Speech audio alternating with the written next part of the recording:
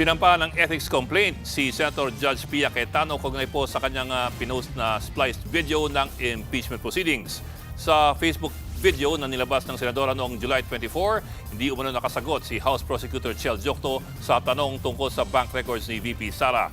Pinalalabas sa video editing na nagbabakasakali lamang ang prosekusyon at wala naman talaga silang sapat na ebidensya.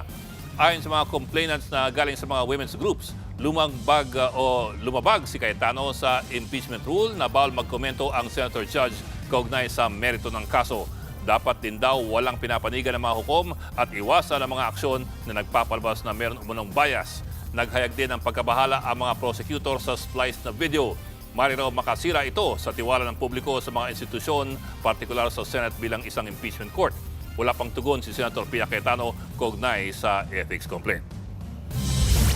Mas nakakabahala dito ay baka magbigay ito ng impression sa ating mga kababayan na mayroong members ng impeachment court, no, na nagkaroon na ng prejudgment. Mga kapatid, Ed Lingaw po, maging maalam at may pakialam sa mga napapanahong balita sa ating bansa.